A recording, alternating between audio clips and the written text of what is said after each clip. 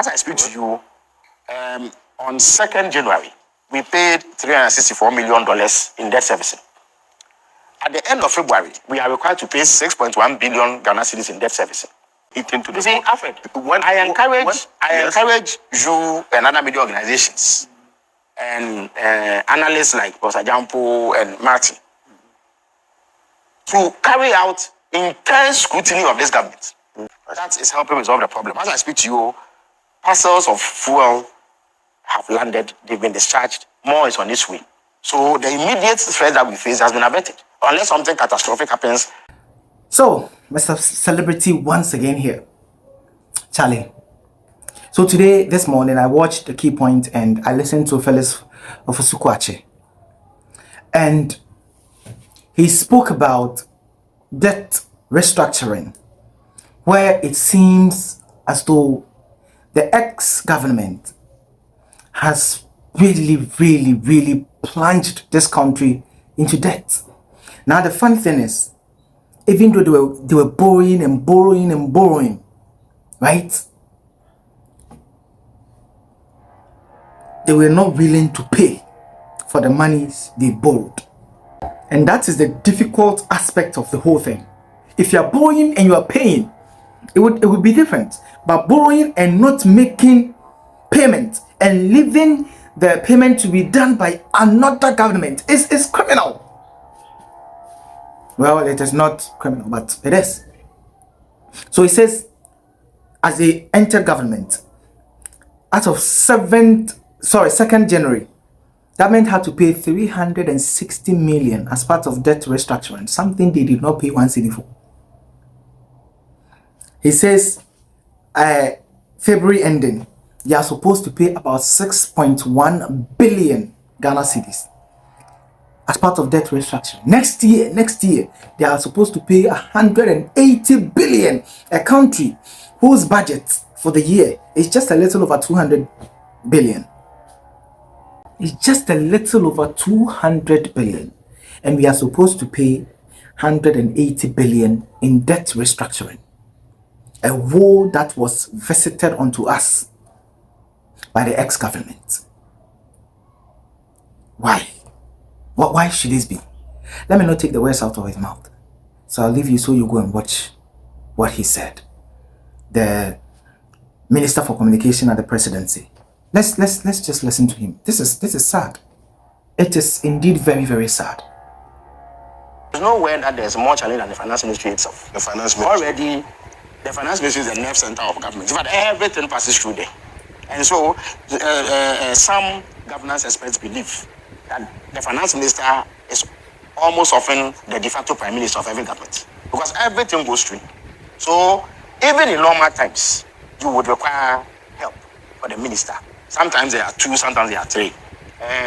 Often there's somebody in charge of budget. That person is the one who has to contend with contractors, suppliers, everybody that government owes, because he sees to the implementation of the budget. Okay. But we are just in the throes of Ghana's worst economic meltdown in decades. As I speak to you, on 2nd January, we paid $364 million in debt servicing. At the end of February, we are required to pay 6.1 billion Ghana cedis in debt servicing. After next year, we have to pay 180 billion in debt servicing. And this is for a country whose budget is slightly above 200 billion. So what it means is that all the taxes you and I pay, and everything else that we do in this country, that goes into our budget, all of it will be used to pay debt servicing because of the debt default. That suspension period has ended. So you can imagine what the finance minister must feel when he says down that dark barrel, where everything he mobilizes next year will be used to service debt. Because if we don't do it, we'll default again. If we default, it will be catastrophic. It will be the end of our economy as we know it. That's 180 billion. 180 billion for debt servicing alone. Because the previous government was too happy to borrow, but didn't have capacity to pay. Family made money. Absolutely. 150 million Ghana cedis. That is the estimated commission that Data Bank made from borrowing. Now, they were too happy to borrow, and yet did not make plans to repay. So a new government comes into power. In the very first 2 months, we have to pay close to 10 billion Ghana cedis. And then next year, everything that we collect, if we are not careful, will be used to service the 180 billion or slightly above that is what is needed to service debt alone. So in the next couple of months, you have to cover them 10 billion. In fact, on 2nd January, they paid $364 million. Even that was paid only because they had to borrow from the market. I see. Next month, at the end of next month, 28 February to be precise, we have to pay 6.1 billion Ghana cedis in debt servicing. And then let me reiterate, next year, 180 billion. So the challenge, cedis, yes. Well, our economy is not up to $180 billion, so it can only be cedis. So the challenges in the economy alone requires additional hands for the minister, because no one individual can surmount this sort of difficulty. So possibly two deputies there. In fact, it will be justified, to be honest with you. But of course, all of it will still fit into the 60. As for the 60, no earthly force can compel President Mahama to go beyond it. So I have heard the minority leader, for instance, say that he should apologize and do more. Yes. What had happened? But President Mahama is committed. President Mahama, he was in a hurry to nowhere. In the end, he hurried us into retrogression. But the point is that President Mahama is committed to the 60. So even if one ministry gets more than one deputy, it will still fit. But that appointment will be absolutely justified, because, and I've broached the issue of the problems just to let you know. Indeed, in due course, all the ministers, and I will be actively involved in that, right, in all the sectors, will open up their books to the public. Yes. We do not intend to make one excuse. Indeed, we knew the magnitude of the problem, or at least we thought we knew based on the information available. And yet we took on the task of running government. So we will do what is necessary. But it is the people of Ghana who have employed us. Basically, they are our bosses, and we recognize that. We need to let them know the country that we are taking over. But I must stress that we did not start with telling them what the problem was. We started with fixing the problems, like the energy problem, the feeding shortages, the challenges in secondary schools, and what have you. We are actually doing that. In fact, the feeding problem has been resolved, at least for the next month or two. On that particular point, you see, the chance was clear, even before the end of the year, that GES should consider postponing the reopening date. They insisted, and the schools reopened. The schools reopened, and the reality hit. Just like they did with the fuel situation, the power situation, where they refused to purchase adequate supplies of fuel for us to mitigate the problems that we're going to occur because of the West African gas pipeline closure. It is the same. You clearly did not have food. The logical thing to do is to give yourself time, buy some space. So a week or two, or even say a month's postponement would have boded well, giving you sufficient space to mobilize, to find some food for them. But again, on the very second day of this government, the chief of staff had to, summon a meeting of key stakeholders to find a solution, and a solution was found. And you see, again, it speaks about efficiency. On the first day, when we met the energy sector players, they were told, the meeting started at 10 a.m.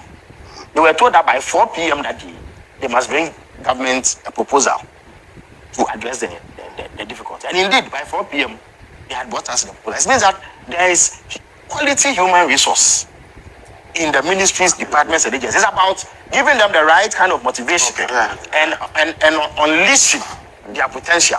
I sat in that meeting. I see. And I have some energy background, so I understood the issues. But I was amazed about the quality of discussion and how quickly they were able to cobble up a plan together to ensure that, and indeed, it is that plan that we've been implementing. And that's why, as I speak to you, by the technocrats, with supervision from the energy minister designated, the finance minister designated, and myself, to oversee the matter. And it is that plan that they brought us that is helping resolve the problem. As I speak to you, parcels of fuel have landed, they've been discharged, more is on its way. So the immediate threat that we face has been averted. Unless something catastrophic happens further down the line, we've averted that. But the point that I was making is that there's a need for the people of Ghana to be told this. Yes, because they will be told. President Mahama charged the first batch of ministers who were sworn in to make arrangements to ensure that the story is told. The point is not to demonize anybody, as the MPP did in 2001. No, they used to see our paper just to show that things were so bad. And they did the same to us when we came. So this is just beyond the politics of it. You're going to tell us there must be transparency. How the means have been eaten to the see, Alfred, I encourage you and other media organizations and analysts like Ofosu Jampo and Martin to carry out intense scrutiny of this government. Don't wait for us to leave power before you come and open up the books. Open it once we are there. We are a bit more tolerant, as you know.